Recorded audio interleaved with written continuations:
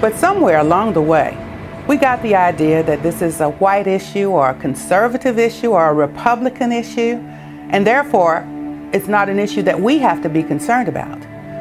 This same attitude has allowed Planned Parenthood and other members of the abortion industry to carry out this genocide right under our very noses. Right now, in America, about half of our babies are being killed in the womb. And in certain parts of America, more of our babies are being aborted than are being born. When 17,000 aborted babies were found in a dumpster outside of a pathology laboratory in Los Angeles, California, some 12 to 15,000 were observed to be black. Irma Clardy Craven, Chairman, Minneapolis Commission on Human Rights and Secretary of the Urban League. To understand what the agenda was behind the legalization of abortion, all you need to do is look at the statistics from the U.S. government. Studies from the CDC show that prior to the legalization of abortion, approximately 80% of all illegal abortions were done on white women. One study in New York even found that white women had 5 times as many abortions as black women. But at the moment abortion became legal, that began to reverse. And that's why the legalization of abortion was so crucial for the eugenics movement. Legalization created the ability to market abortion in the black community. And from a eugenics standpoint, that changed everything. These people cannot have it both ways. First, they say that birth control will reduce the number of abortions. Then they flood our neighborhoods with birth control clinics. And what's the result? Our abortion rate skyrockets. So either they lied about the fact that birth control would reduce abortions in our neighborhoods, or this is the results and the purpose they wanted from the beginning. At this point, I truly have the tendency to believe the latter. In 1973, the year abortion was legalized nationwide, Dr. Christopher Tizzi produced a study on abortion demographics at the request of the Population Council, a New York-based eugenics organization. In this report, Tizzi confirmed previous research showing that when abortion is illegal, the abortion rate is much higher for white women than for black women, but that this completely reverses whenever abortion is legalized. At the time he published these findings, Tizzi was a consultant to both Planned Parenthood and the National Abortion Federation. Other researchers within the eugenics and abortion movements were also documenting that easy access to abortion clinics produces higher abortion rates in the surrounding area. And at least one expert discovered that having a nearby clinic is a bigger factor in the black abortion rate than it is in the white abortion rate. At the same time this data is being circulated, Planned Parenthood and the rest of the abortion lobby were in the process of locating the vast majority of their facilities in minority neighborhoods.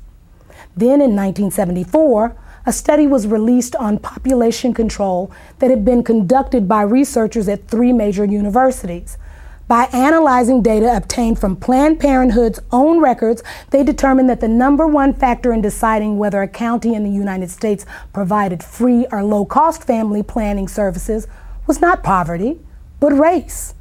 The researchers said their findings seemed to support the contention of many civil rights activists that such programs are less intended to assist the poor than they are to control the growth of the black population. Birth control and abortion are turning out to be the great eugenic advances of our time. Frederick Osborne, founding member of the American Eugenics Society, 1973. The best way to hate a nigger is to hate him before he is born. Leander Perez, Louisiana State Judge, 1970. 2 years after the director of Iowa Planned Parenthood had publicly attacked the state's eugenics board for not approving enough sterilizations, a bill was introduced in the Iowa legislature to legalize abortion. Despite having the support of both the state Republican Party and the state Democratic Party, as well as strong backing from the governor, the bill would be defeated almost single-handedly by the only African American in the Iowa legislature. Proponents have argued this bill is for blacks and the poor who want abortions and can't afford one. This is the phoniest and most preposterous argument of all. I represent the inner city where the majority of blacks and poor live, and I challenge anyone here to show me a waiting line of either blacks or poor whites who are wanting an abortion. Iowa State Representative June Franklin, Democrat, 1971. From the beginning, it was obvious that racism was the driving force behind the eugenics movement. While it was true that from time to time these elitists and social engineers would toss a few lower-class whites in among the feeble-minded and worthless who should be bred out of society, it was also true that they never seemed to include blacks among the best and the brightest who should be bred in. And at the same time, the country was being saturated with calls for population control and family planning. The facilities to carry them out were pouring into the black community. After all, no one was suggesting that there were too many white people in the world. And realities like those did not go unnoticed by early civil rights activists. For them, the reason birth control and abortion were being pushed was not a secret. Those whom we could not get rid of in the rice paddies of Vietnam, we now propose to exterminate if necessary, eliminate if possible, in the OB wards and gynecology clinics of our urban hospitals. Jesse Jackson, 1971. Black people are the target of birth control, not because the ruling politicians like them and care about their economic equality, but because they hate them and can no longer use them in plantations and other cheap labor conditions. Muhammad Speaks, the Black Muslim newspaper, 1970. I believe the entire question of abortions is just one more in the continuous series of events to eliminate the black population. Father George Clemens, Jet Magazine, 1973. The abortion law hides behind the guise of helping women, when in reality it will attempt to destroy our people. Brenda Hyson, New York chapter, Black Panther Party, July 1970. The racist tells you to take birth control pills to kill, to murder life that might have existed if you had not. They are planning mass extermination of people they consider dispensable. Van Keys, Oakland chapter, Black Panther Party, 1969. A true revolutionary cares about the people.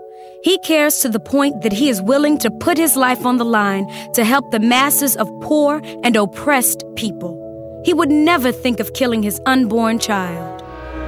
Detroit chapter, Black Panther Party, 1970. Who the hell is getting the pill? The Mexican and the Negro. Do you want to wipe us out? Cesar Chavez, 1967. On the day after the assassination of Dr. Martin Luther King, a memorial service was held at Howard University in Washington, D.C. As mourners left the auditorium, they encountered about 600 people attending a rally outside. Several speakers were heard warning the crowd that population control was being used as a weapon of black genocide. Among the speakers who gave this warning was noted civil rights activist Stokely Carmichael. A year later, Pittsburgh police were called when 200 sticks of dynamite were discovered near a local Catholic church. An investigation revealed that the dynamite was not intended for the church, but was instead left behind by civil rights activist William Bowie Hayden.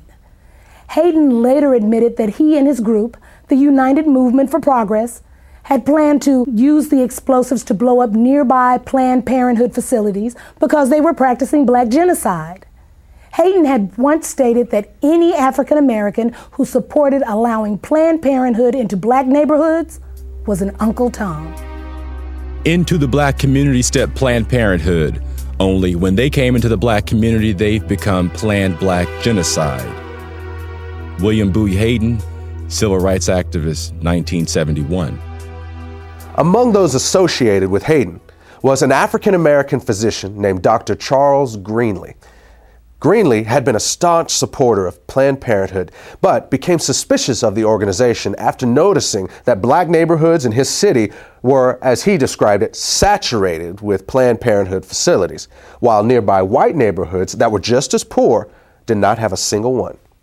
In an article published by the Black Muslim newspaper Muhammad Speaks, Greenlee said he had also discovered that deceptive materials were being